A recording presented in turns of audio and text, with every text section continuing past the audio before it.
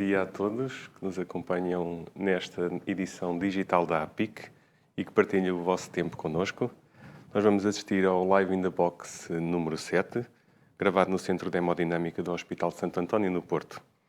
Agradecemos ao patrocinador desta sessão, a Biosensors, e temos connosco para moderar esta sessão, presencialmente no estúdio, o Dr. Bruno Bruxado, do Hospital Santo António. Bom dia. O Dr. Renato Fernandes, do Hospital Espírito Santo, de Évora. Bom dia, Renato. E remotamente o Dr. Drummond Freitas, do Hospital Nélio Mendonça, do Funchal, a qual cumprimentamos. Dr. Drummond, bom dia. Espero que nos acompanhem bem aí do Funchal. Muito gosto de tê-lo connosco. Posteriormente, e na segunda parte da sessão, para comentar o caso, temos connosco um painel de discussão presencialmente, o Dr. Bruno Marmelo, do Centro Hospitalar Tondela Viseu, o Dr. Cláudio Guerreiro, do Hospital de Gaia, e o Dr. Miguel Nobre Menezes, do Hospital Santa Maria, em Lisboa. Vamos passar então ao caso gravado. Tem a duração de cerca de 30 minutos e depois voltamos a estar em direto convosco para fazermos a discussão e aproveitamos para vos convidar a participar ativamente e a colocar questões na plataforma para que possam ser discutidas posteriormente. Obrigado e até já.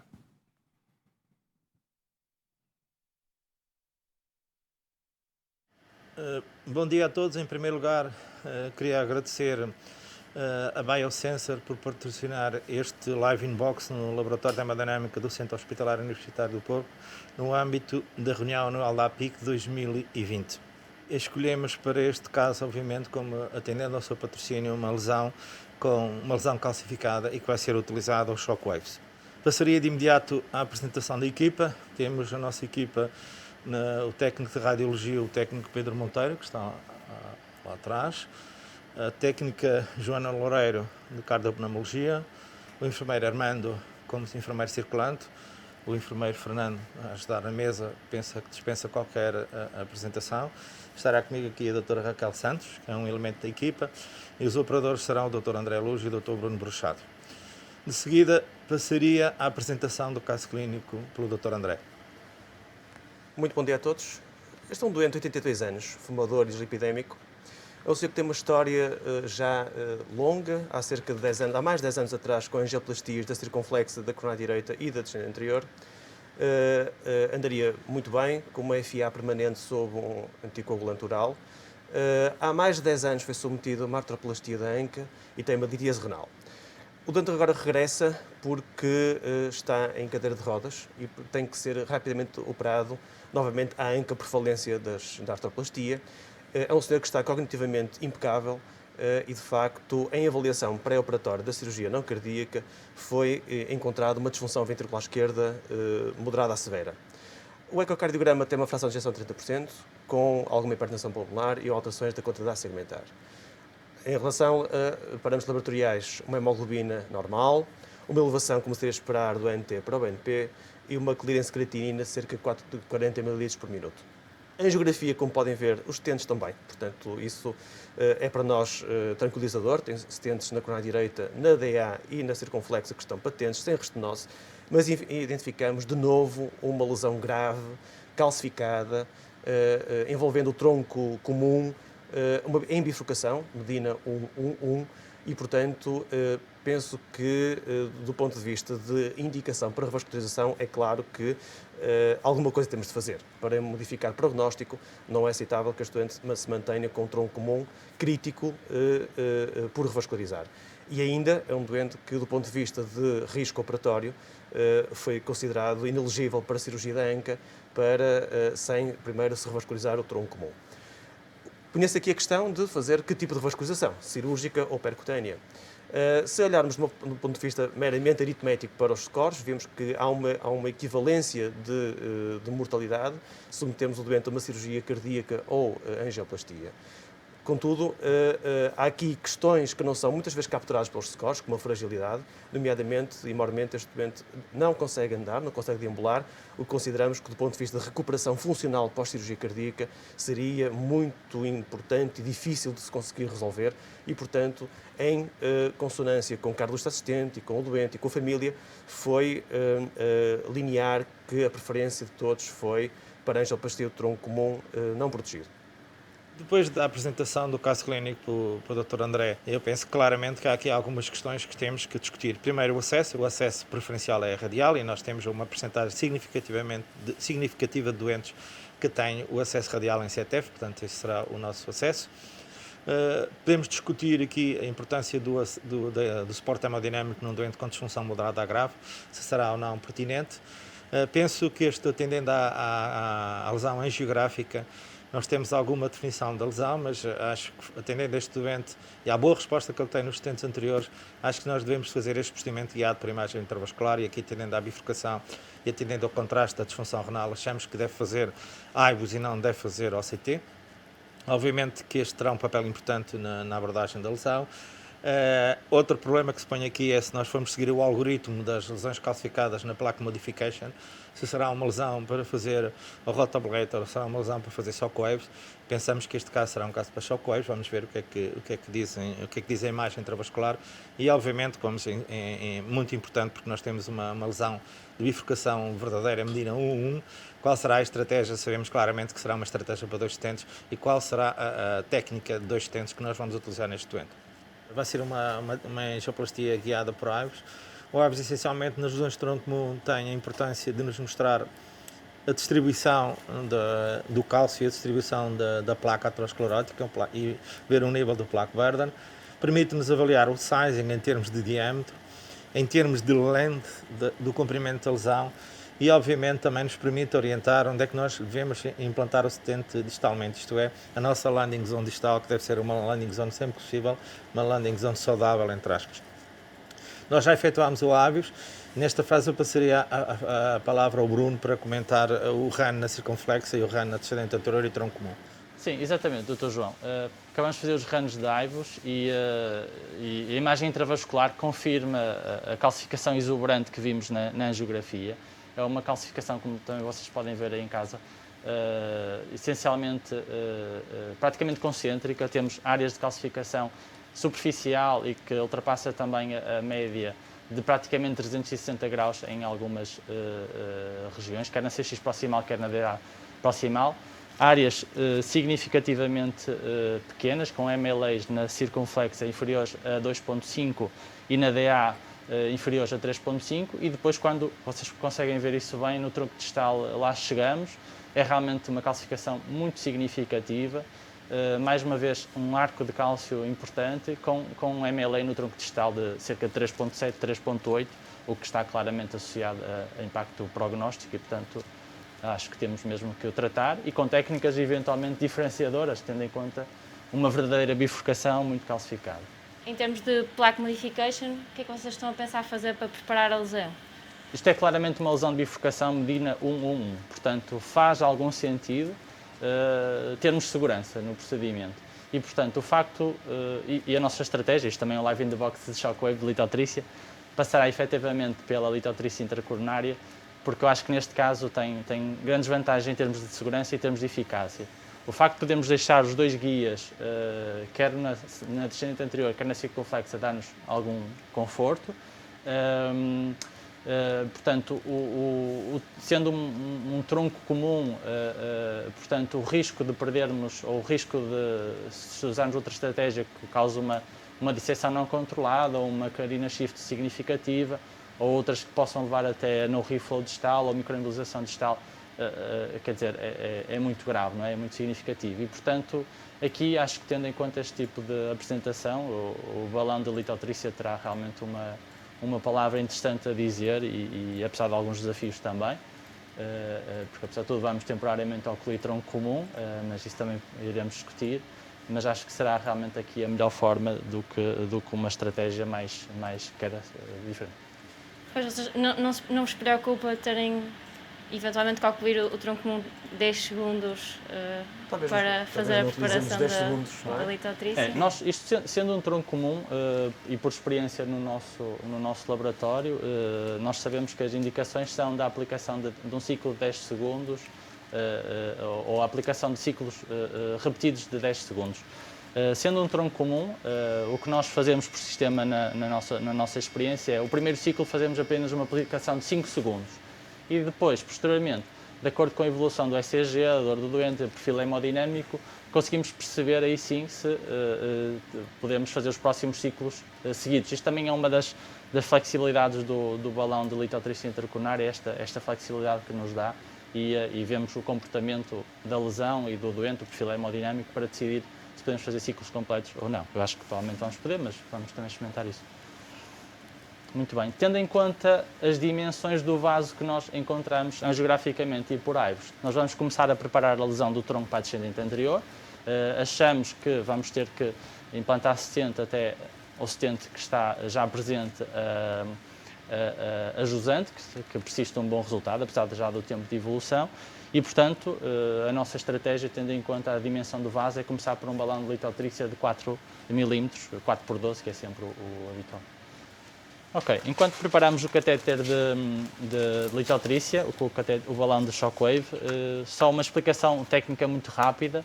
Este sistema é um sistema bastante simples, essencialmente é constituído por um gerador, bastante leve, 6 kg, mais coisa menos coisa, qualquer um pode realmente fazer a sua aplicação, que depois está conectado a um cabo que irá transmitir eletricidade para o nosso balão de litotrícia intracoronária. De uma forma muito abreviada, como é que esta tecnologia funciona. Portanto, o gerador transmite a energia elétrica para o balão de litotrícia, que possui 3 pequenos emissores, e são estes emissores que vão ser responsáveis pela litotrícia. Ou seja, estes emissores emitem energia que permite que pequenas bolhas de vapor condensem e ao mesmo tempo dilatem, e esta realmente diferença de condensação e dilatação dessas pequenas bolhas de vapor acabará por emitir ondas de som que se irão propagar para os tecidos circundantes.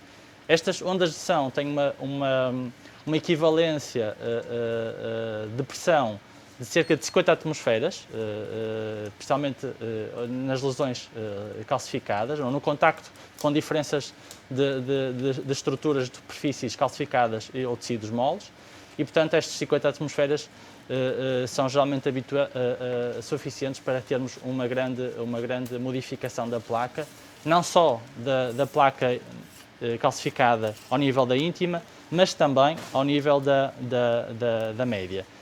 Pronto, aqui podem ver o balão.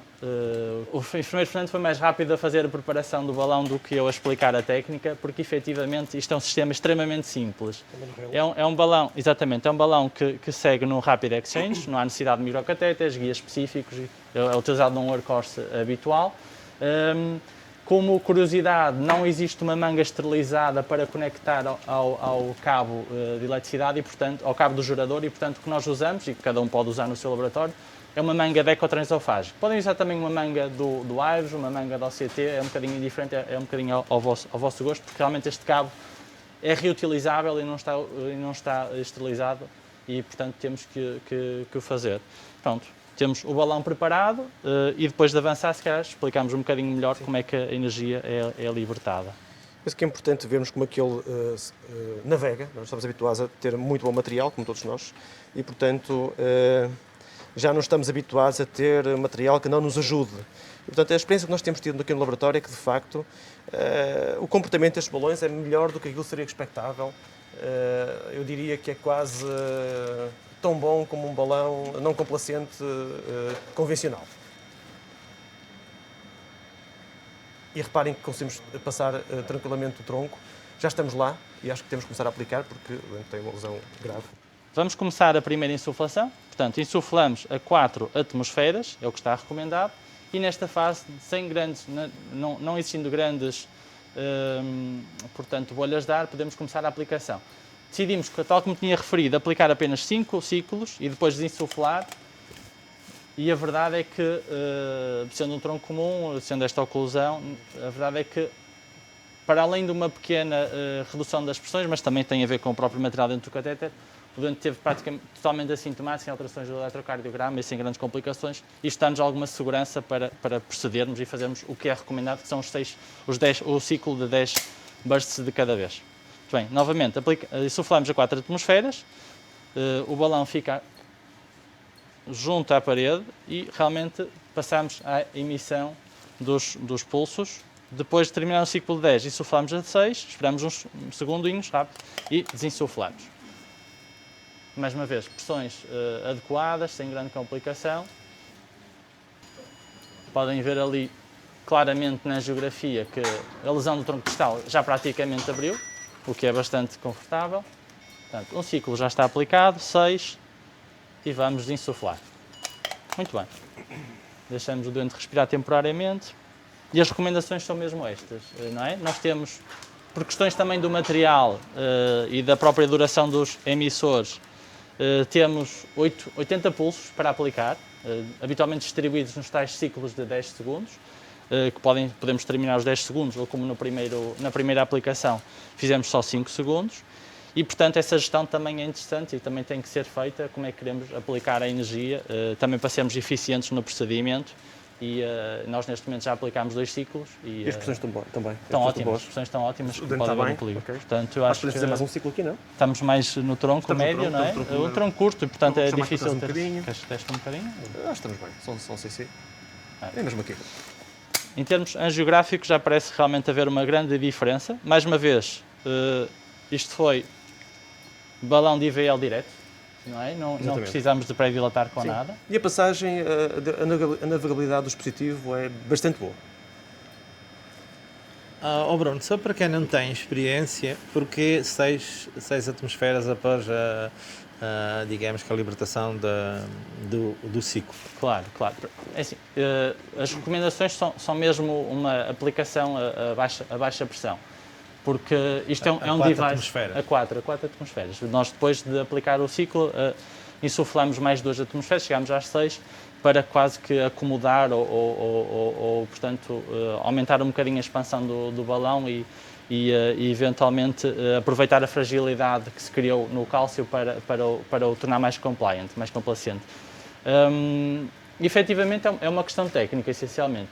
Este dispositivo tem que ser visto como um dispositivo de preparação de cálcio ou de modificação do cálcio e da placa. Não é um dispositivo para o preparar a alta pressão e portanto, a outros tipos de intervenção. Porque há sempre um trade-off entre a complexidade do sistema que temos, os emissores que aqui temos, não é? E portanto, isto é tecnologia realmente com a sua complexidade. E, por outro lado, com o tipo de balão que podemos montar ou na estrutura que podemos montar. E às vezes temos algumas surpresas em que o balão, efetivamente, por isso mesmo, ou não passa, mas com um perfil que, apesar de tudo, a nossa experiência é bastante satisfatório, que anda ali claramente melhor do que os cuttings, os scorings e ao nível, se calhar, dos NCs. Mas as tais surpresas que por vezes acontecem é termos alguns balões que podem rasgar, podem danificar-se ao chegar na entrega da lesão ou na retirada, mas por isso mesmo, por causa deste trade-off entre tecnologia e isso é universal ao cálcio. Nós não sabemos o que se passa quando fazemos imagem. Aqui tivemos uma imagem clara daquilo que encontramos, porque se for espículas de cálcio ou cálcio excêntrico, às vezes nem os balões NC passam. Portanto, nós tentamos realmente fazer um rácio, uma relação de 1 para 1, mas não conseguimos. Portanto, o cálcio é sempre uma surpresa. Obviamente que o balão tem um bom perfil. Sim. Mas claro que temos que saber o que é que nós estamos a falar. Estamos a falar de cálcio, que para nós é uma grande surpresa. O perfil do balão... Se calhar se conseguimos passar agora, como é que ele se vai comportar? Uma segunda passagem? Sim, podemos também experimentar. Nunca é fácil, Eu só queria deixar só esta componente técnica, que é esta informação técnica, é que, portanto, de marca, o balão de 4, que é o que nós estamos a utilizar, será o maior, será o que terá o pior perfil, como é óbvio.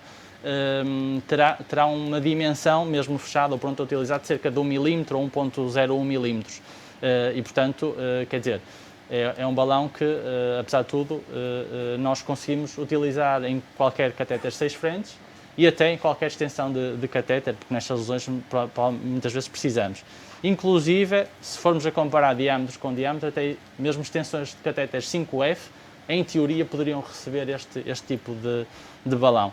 Agora, honestamente, entre arriscar-nos, entre aspas, a perder este balão antes de chegar à lesão ou fazer uma pré-dilatação com um balão mais simples, mais pequeno, não sei, acho que em termos de investimento e de eficiência, por vezes o ideal é fazermos um pequeno pré-dilatação com um balão NC mais curto para o preparar. Nós vamos então agora fazer o quarto ciclo de litotrícia intracoronária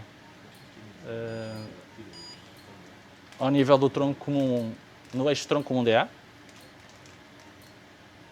O balão está a abrir de forma perfeita.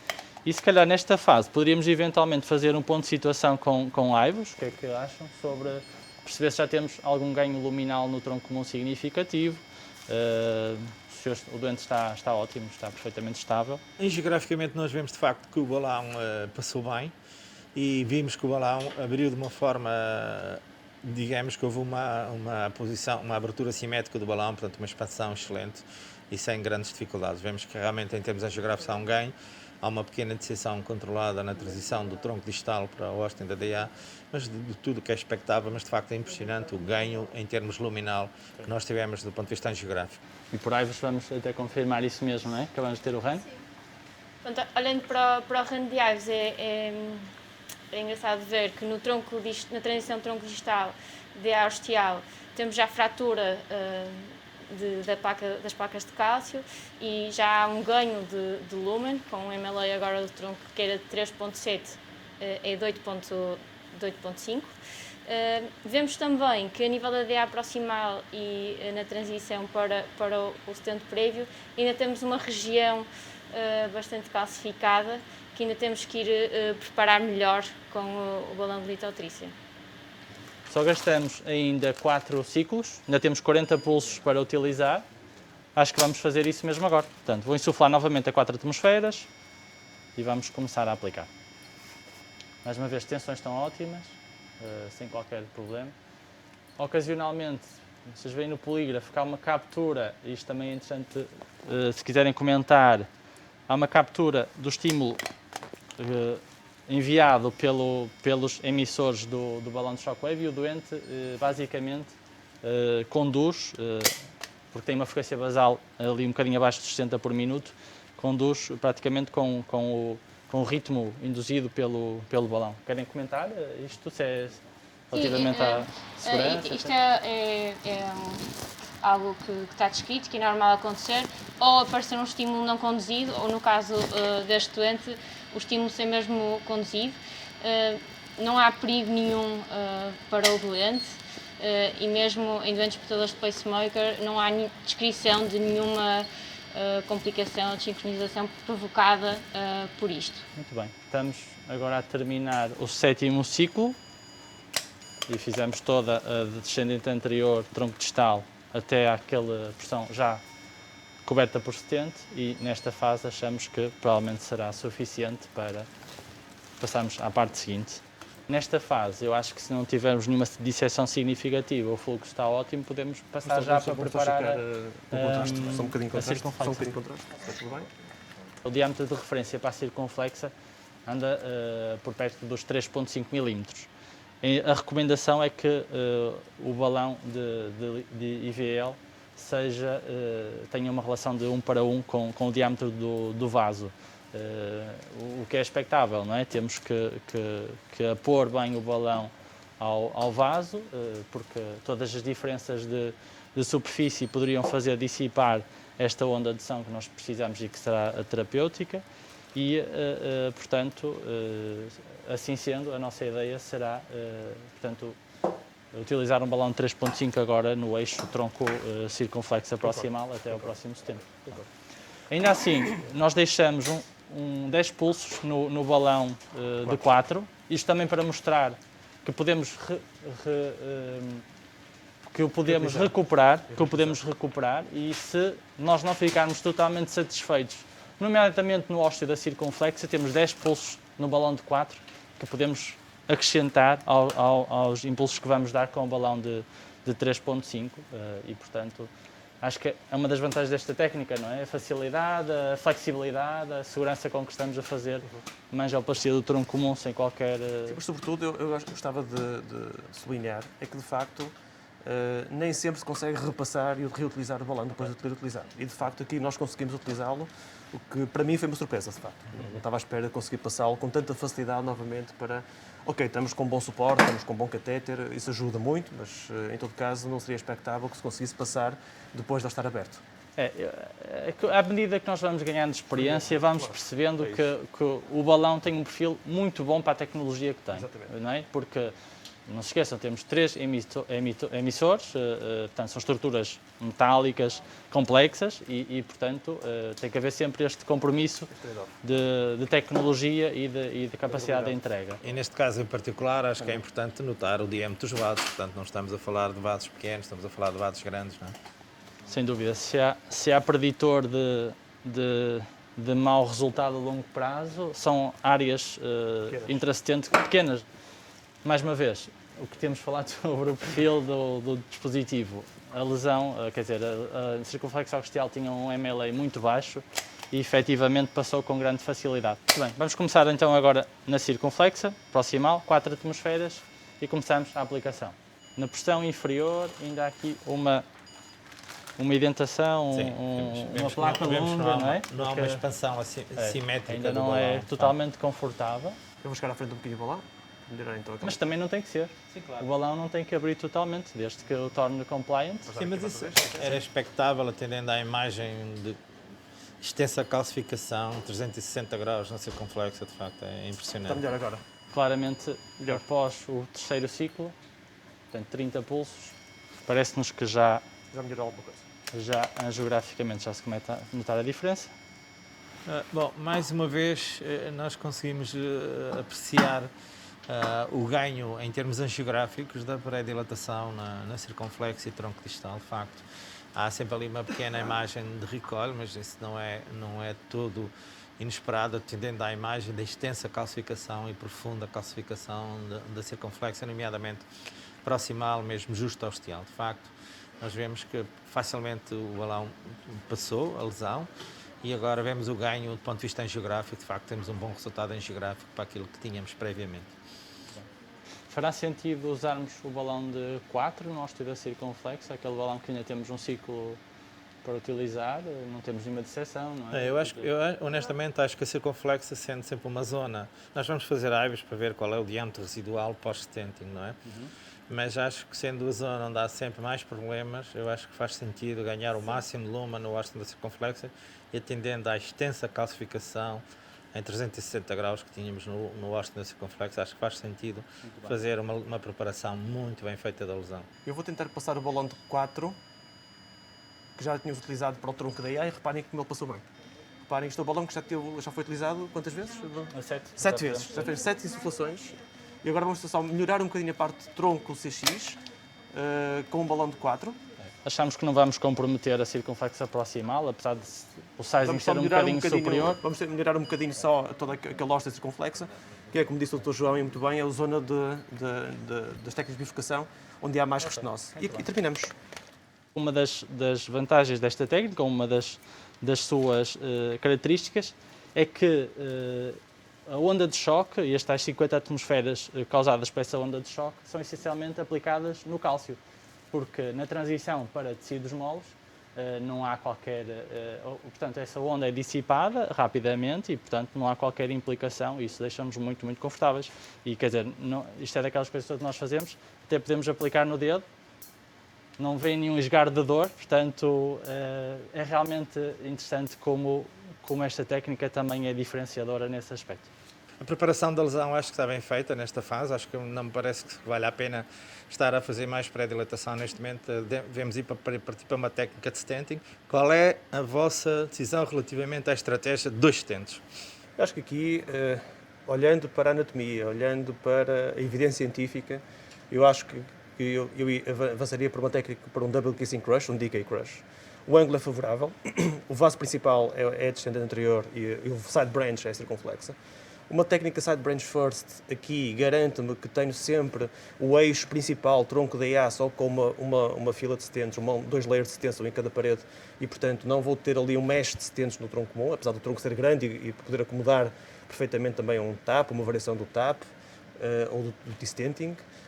Eu penso que aqui a grande vantagem do DK Crush em relação aos Crush, ao Mini Crush e aos Crush antigos, é que de facto vamos ter uma melhor patência do Orsa Circunflex. Aliás, os estudos, o último grande estudo randomizado evidenciou no tronco comum, precisamente, que de facto as taxas de falência de vaso, de restenose, de infarto, foi metade do grupo que era submetido ao T-stenting ou ao TAP.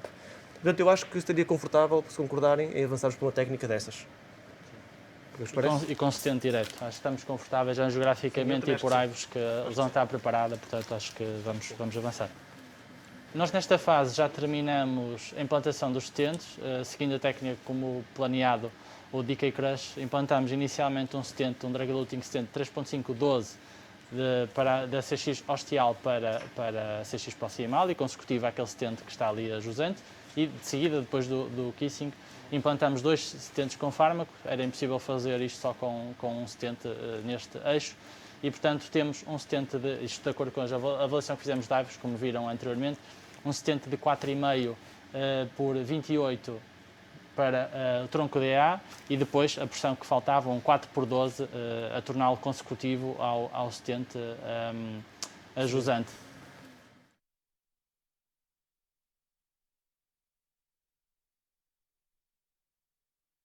Terminamos o Live Inbox e há 3 ou 4 pontos que eu gostaria de assinalar. Primeiro, qual é o racional de fazer a litoplastia intracoronária nestes doentes e em particular no tronco comum? Porquê? Porque o tronco comum nós sabemos que são vasos grandes, nós sabemos que nos dotados, a maioria dos estudos, os troncos hoje sabemos que anda entre 4 pontos, o diâmetro médio 4.2 mais ou menos 1.8, portanto estamos a falar de vasos grandes.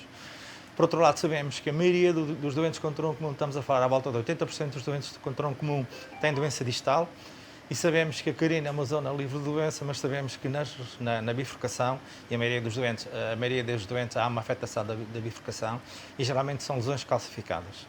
Também, por outro lado, nós sabemos que o tronco comum, sendo essencialmente uma doença da bifurcação, também a maioria destes doentes, à volta de 2/3 destes doentes, têm doença multivase, portanto é sempre uma decisão difícil. Como nós sabemos que estes doentes, a maioria, como é o caso, estes doentes têm uma extensa calcificação, portanto, acho que o papel da imagem é fundamental para nós estudarmos bem e definirmos uma estratégia correta para darmos o melhor tratamento a estes doentes. O papel da modificação, da plaque modification neste tipo de lesões, penso que é crucial. E depois vimos como tudo foi fácil após fazermos todos estes passos. De facto, foi fácil implantar os stents, foi fácil fazer a pós-dilatação e a optimização dos stents, quer angiograficamente, quer em termos de imagem intravascular, que conseguimos um bom resultado angiográfico. É bom não esquecer que o tronco comum, a maioria das vezes, alimenta cerca de 80% do músculo do coração, portanto é fundamental que nós, do ponto de vista técnico, sejamos perfeitos. E é isso que nós temos que fazer. Hoje em dia, provavelmente, é difícil sabermos o que é uma lesão não tratável do ponto de vista percutâneo, desde que tenhamos os skills e que tenhamos os tools corretos. E que, de facto, trabalhemos em equipa com o melhor para otimizar o tratamento e é isto que vai dar o melhor longo termo follow-up a estes doentes. Portanto, muito obrigado a todos.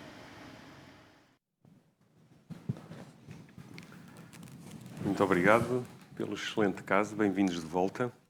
Se só se ligaram a nós durante a transmissão do caso, recordo que apresentamos um Live in the Box gravado no Centro de Hemodinâmica do Hospital de Santo António e que vamos passar agora à discussão. Temos presentes em estudo para discutir o caso do Dr. Bruno Mamelo, Dr. Cláudio Guerreiro e Dr. Miguel Nobre Menezes.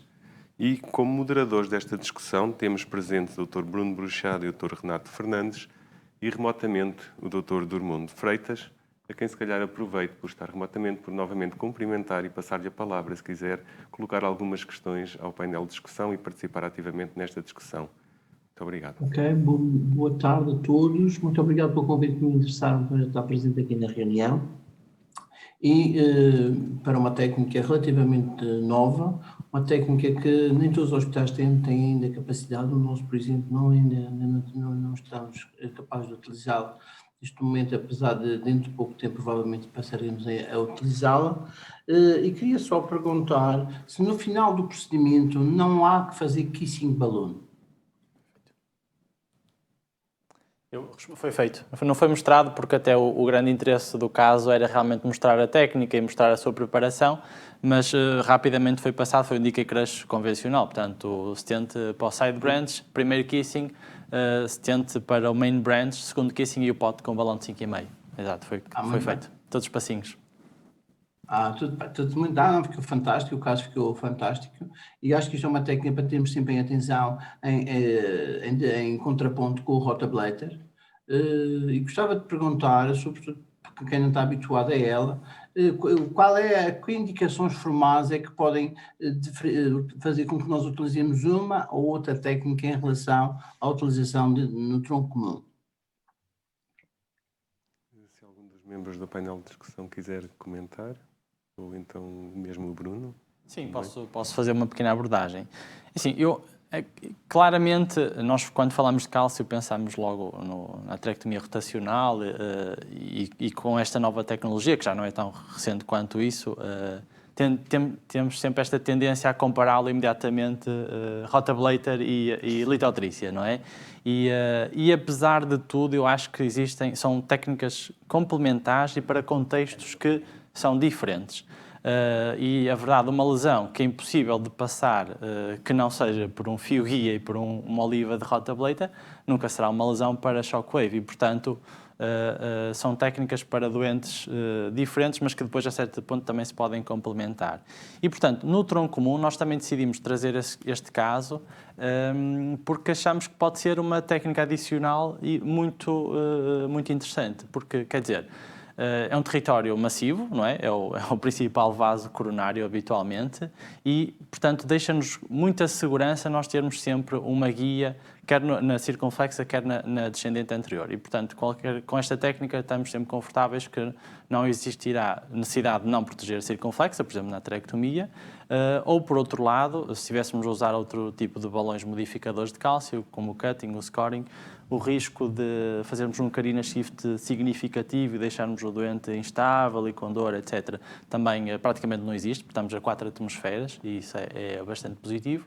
E mesmo também, acho que toda a gente já teve esta surpresa desagradável das disseções não controladas, depois de usar um scoring, depois de usar um cutting, quer dizer, nós insuflamos isto a 4 atmosferas e depois durante um pequeno instante a 6 atmosferas. Portanto, mesmo essa problemática da disseção não controlada, não só proximal, mas também distal, com esta técnica realmente isto é bastante reduzido e os resultados mais recentes também voltam a apoiar isso mesmo e portanto, a decisão continua a ser individual. Existem algoritmos, nós somos da geração das guidelines de algoritmos, dos diagramas, mas quer dizer, eu acho que não há questões que o doente, cada caso é diferente e, portanto, acho que isto é outra ferramenta que nos vai ajudar imenso, quer dizer, ainda nos vai continuar a facilitar mais a vida, pelo menos à nossa geração, que outras não tínhamos. Somos mimados. Eu só gostaria de fazer uma última pergunta em relação ao suporte hemodinâmico. Estes casos do tronco de gravidade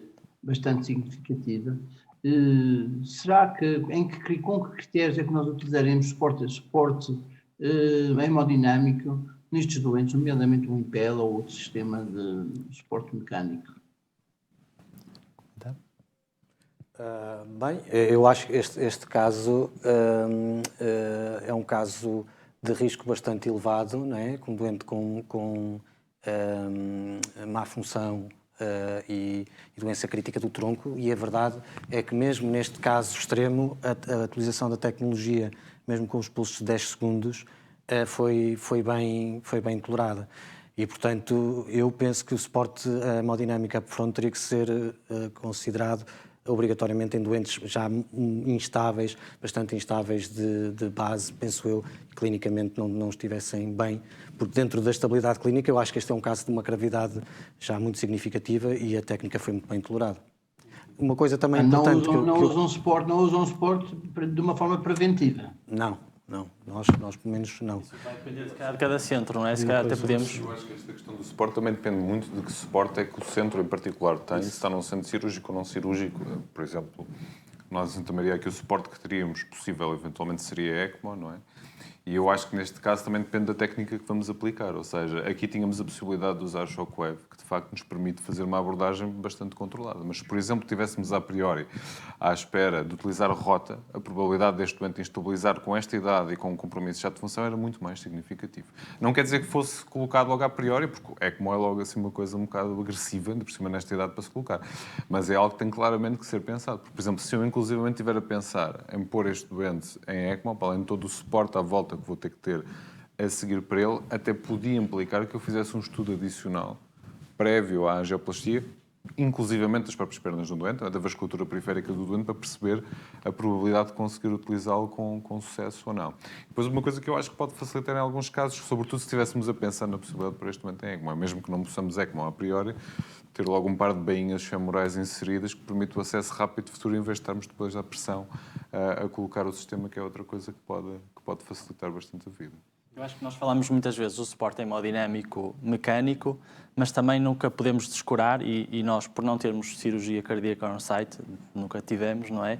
E o percurso foi sendo feito dessa forma, da preparação clínica do doente. Ou seja, o doente é um doente com compromisso da função e não é um doente que vem no próprio dia para fazer uma angioplastia deste tronco comum, não é? Quer dizer, é um doente que tem que estar hemodinamicamente estável, a terapêutica tem que estar otimizada, não vamos ter o doente hipotenso logo à entrada na sala, não é? Há casos em que até um ciclo de levosimenda pode preparar melhor o doente para este tipo de intervenção e se anteciparmos, mais uma vez, clinicamente também, e prepararmos também clinicamente este doente, eu acho que nós também conseguimos bons resultados. E esta tecnologia tem realmente esta grande flexibilidade.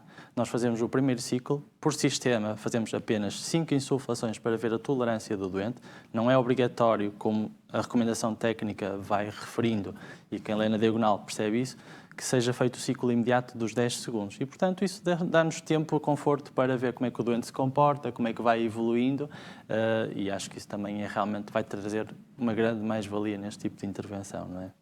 Nós, no nosso centro, temos alguma experiência nas angioplastias de alto risco com suporte de impela, geralmente é aquilo que utilizamos, até porque exatamente, até ontem houve esse caso. Com resultados que são resultados são bons resultados, com suporte hemodinâmico adequado do doente durante o procedimento, ou seja, deixa de ser uma preocupação, na verdade, é sempre uma preocupação, mas deixa de ser, na verdade, uma preocupação grande durante o procedimento. Portanto, do ponto de vista técnico, o operador fica muito mais tranquilo na execução dos vários passos que tem que cumprir. E com uma baixíssima taxa de complicações, principalmente neste contexto de angioplastia de alto risco. É interessante verificar este cuidado que houve de fazer um pulso, de fazer no fundo 5 pulsos, 5 ciclos, portanto, de uma forma mais abreviada para avaliar o estado hemodinâmico do doente ou a resposta hemodinâmica do doente. E depois, esta tecnologia parece ser interessante, nós não temos ainda no nosso centro, portanto não temos experiência, mas é interessante também a possibilidade de, num contexto de uma bifurcação como é esta, ter guias, um guia na DA, um guia na CX, que também assegura sempre alguma proteção. Acho que isso é interessante. Uma questão relativamente não tanto ao cálcio e à modificação de placa, mas relativamente à técnica de bifurcação, e pergunto-vos como é que é a experiência dos vossos centros. Portanto, optaram por fazer um decay crush, é o que estão a fazer por rotina. Este caso também, como os calibres eram bons, tanto da descendente anterior como da circunflexa, também poderia ser elegível para uma culote.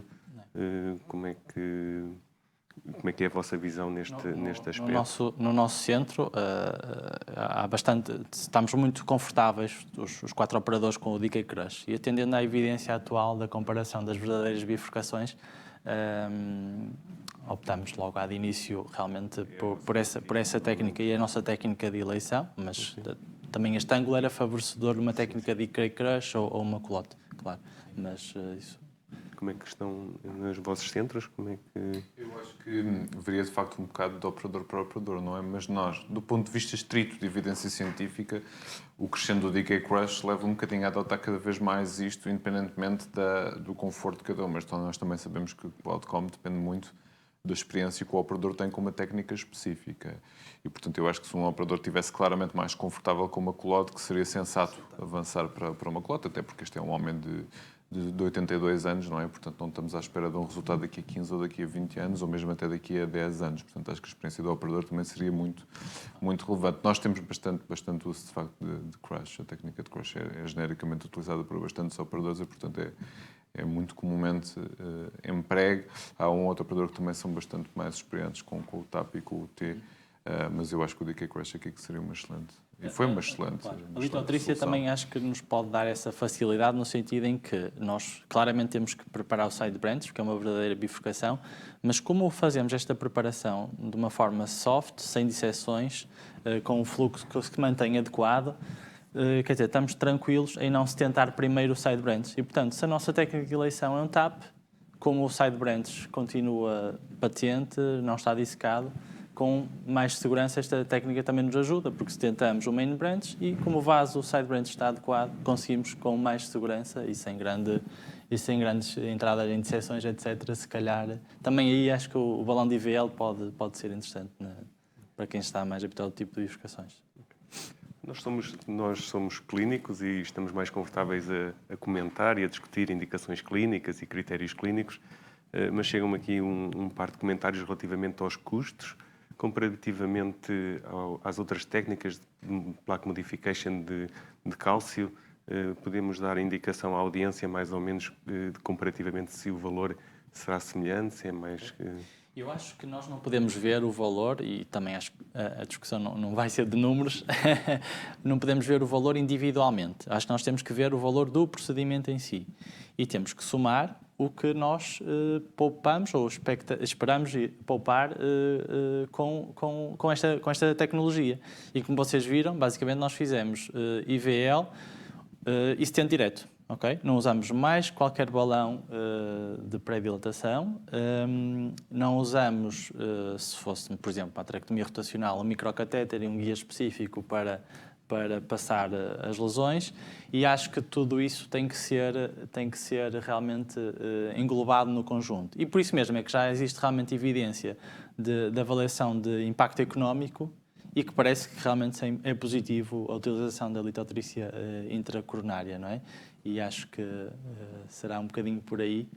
Sim, obrigado, Dr. Bruno. Eu também tinha só um comentário.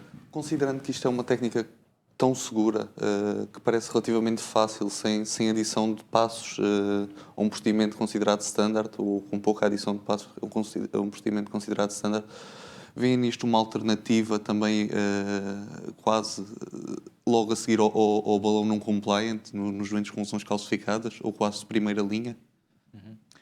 Eu acho que nós temos que fazer uma boa seleção do doente, não é? E, mais uma vez, pronto, entrando nos algoritmos e nas guidelines, quer dizer, se nós visualizamos angiograficamente e por imagem intracoronária cálcio profundo, mais de 0,5 milímetros de espessura, cálcio, portanto, uma extensão bastante significativa, áreas de graus de envolvência superior a 180 graus. A imagem ajuda bastante. Até a imagem vai influenciar muito no resultado e no impacto da técnica. Porque aqui, quando a gente vê neste 360 graus que vemos aqui, então é nitidamente um caso onde a litotrícia, que é uma técnica circunferencial que entrega energia em toda a circunferência da artéria, vai ser mais útil. Se por outro lado tivermos muito cálcio, mas com arcos inferiores a 180 graus, não vai ser tão útil a utilização. E, portanto, o critério de utilização, como é óbvio, é também muito importante. Não é para todos. Eu acho que a localização aqui também influencia muito positivamente a escolha logo a priori do balão de litotrícia, porque, não obstante, e vocês mencionaram o perfil ser bastante aceitável, a verdade é que não tem um perfil idêntico a um balão normal, digamos assim, clássico.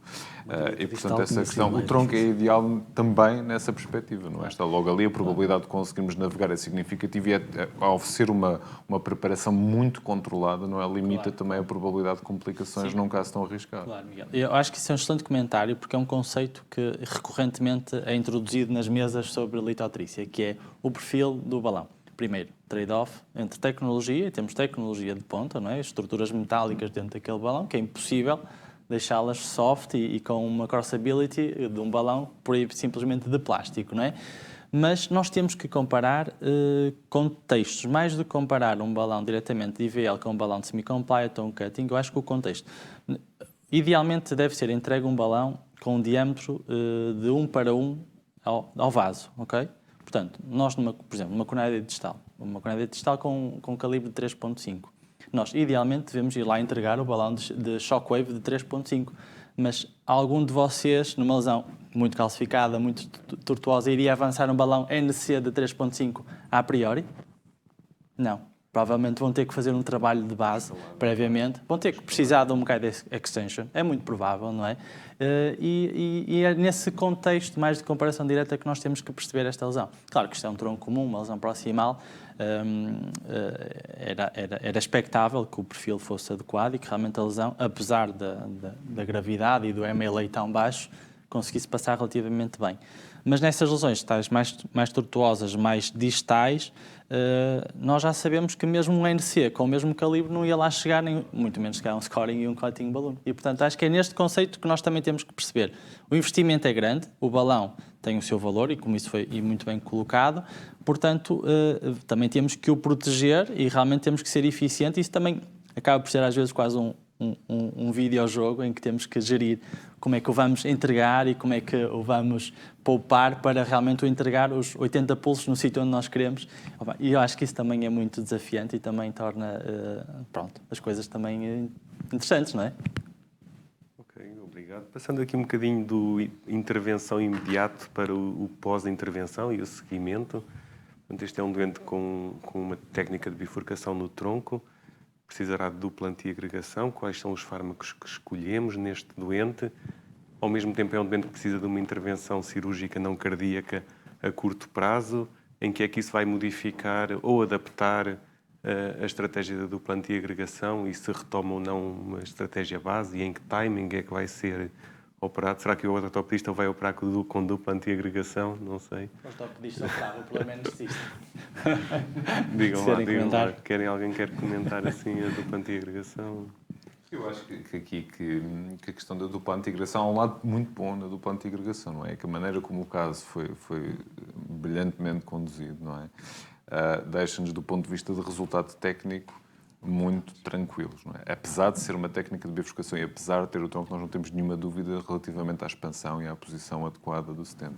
Entre a técnica e mais o uso da imagem, isso logo deixa-nos muito tranquilo, apesar da localização ser crítica. E depois eu acho que é preciso mesmo aqui havermos um diálogo. Nós sabemos que no mínimo teríamos, obviamente, que fazer um mês, nunca menos do que isso, numa situação dessas. Mas, provavelmente, atendendo à localização, ficaremos mais confortáveis em estender um pouco para lá de um mês, mas sabemos que com a tecnologia de stents que há hoje e com o resultado muito otimizado, a probabilidade de haver uma complicação aqui, nomeadamente trombose stent, seria extremamente baixa após o primeiro mês, não é? Seguramente inferior a 0,5%.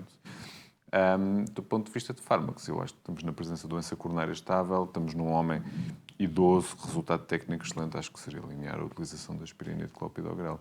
Seria ideal o doente ser operado sob dupla antiagregação. Eu acho que, apesar de tudo, seria ideal. E eu também estou de acordo com o Bruno, seria mais problemático do ponto de vista da anestesia do que propriamente do ortopedista. Depende também da urgência da cirurgia. Exato. Não me parece que seja uma cirurgia com alguma emergência, por isso penso que... Seria aqui protegida, não é? É verdade. O senhor tem um excelente estado geral, cognitivamente muito bem, ainda conduzia e, portanto, quer dizer, a recuperação pós-cirurgia cardíaca iria ser extensa e muito dificultada por causa desta limitação e também isso ajudou-nos a desempatar, entre aspas, e optar pela intervenção percutânea.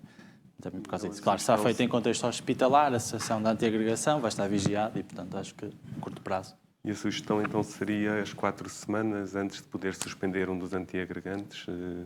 Haveria mais ou menos algum consenso nesse aspecto? Sim. 4 semanas. Estender um bocadinho mais. Eu apesar de um MSA no tronco de 20 e na DA de 14 e na CX de 8.5, na CX ostial, acho que se calhar ficava com mais de um mês. Apesar de tudo. Não sei se o doente seria tão paciente, mas está muito limitado. Acho que Exato, exatamente. Num mês para a frente, enquanto ele aguentasse. Exato. Alguma segurança relativamente ao resultado final com a imagem que foi feita. E relativamente a esta questão da imagem, há um aspecto que eu também acho que pode ser interessante, que é a utilização preferencial neste contexto de AIVOS ou OCT. Claro. Na vossa perspectiva, claro, tendo em consideração que o AIVOS pode limitar um bocadinho na observação mais a profundidade do cálcio, quando há cálcio superficial, não é? Com cone de sombra versus OCT, não sei qual é a vossa experiência. Aqui havia logo um fator que desempatava. O doente tinha uma clearance de 40 ml por minuto, portanto, claramente o AIVOS. Assim, eu acho que o AIVOS tem esta versatilidade, não é? Podemos fazer vários runs. Aquele run intermédio foi muito engraçado ver a mesma placa de cálcio fraturada, aquela área de 360 graus já estava partida. Mas nós, a partir do momento em que vemos calcificação que é realmente circunferencial, quer dizer, quer tenha 0,5 ou quer tenha 1 milímetro de espessura, provavelmente o que nós temos para usar tem que ser algo que chegue à média, não é? E mesmo que eu veja a profundidade específica, já sei que o meu scoring se calhar não vai lá chegar, a minha aterectomia rotacional também não vai lá chegar e se calhar o IVL. O na litotrícia de facto é que atua na profundidade, mas também atua à superfície, ou seja, se o cálcio for superficial também vai funcionar à mesma, não é? Claro. Desde que seja um arco grande. E a questão do arco de 360 ou só uma coisa mais excêntrica? Qual é a tua opinião, Renato? Também é uma discussão interessante, se só para as lesões concêntricas, se para lesões também excêntricas, qual é a tua experiência? Já agora? Que eu tenho, o resultado não é tão satisfatório nas excêntricas, ou seja, arcos de cálcio de 180 graus ou menos, embora a gente consiga notar alguma diferença, o impacto não é tão... A primeira insuflação do balão, neste caso, mostra logo um resultadão da técnica. Nas lesões mais excêntricas e com menos arco de cálcio, o resultado não é tão satisfatório. Porque perdemos energia pela parte contralateral. Mas, efetivamente, vamos ter que fazer mais ciclos, não é? É o que realmente a evidência tem mostrado e a experiência, que vai sendo já bastante, mostra isso. Provavelmente vamos ter que gastar mais ciclos naquela localização. Para gosto da Biosensors, às vezes um segundo balão, mas o efeito depois acaba por ser interessante. Estamos mesmo a terminar. Deixo só aqui uma questão só para o futuro. Há uma previsão de fazer um controle angiográfico neste doente? Não deixa de ser um doente com 2 stents envolvendo o tronco comum? Ou vão esperar por um evento, uma indicação clínica, alguma condição clínica que faça o controlo? Nós, no nosso laboratório, por sistema, não fazemos revisões angiográficas. Ficamos satisfeitos com o resultado. AIVOS também, portanto não vamos fazer garantidamente. Não sei se os colegas têm alguma opinião diferente. Eu faria o mesmo também, como não faria nenhuma revisão se o doente estivesse bem, não é? Eu acho que de facto é que aqui a litotrípsia de facto foi mesmo neste caso verdadeiramente game changer, não é? Porque eu fico na dúvida se este doente estivesse num centro cirúrgico, não é? Vocês não são um centro cirúrgico, mas se ele estivesse num centro cirúrgico e se tivéssemos aqui um cirurgião, não é? Não obstante a limitação do pós-operatório, um cirurgião, por exemplo, versado em mini-invasiva, poderia fazer o argumento que temos um sintaxe 2 similar, temos vasos distais excelentes, poderia fazer o argumento da mini-invasiva. E se nós não tivéssemos a litotrípsia, estivéssemos a pensar em passar ali um rota num doente com má função, seguramente que a discussão seria menos linear. E, portanto, eu acho que foi de facto aí. Mas não, eu não reveria de facto o resultado com um resultado tão bom neste caso. Ok, olha, muito obrigado a todos os presentes. Dr. Durmão, que nos acompanhou à distância também, muito obrigado pela sua presença e pertinentes comentários.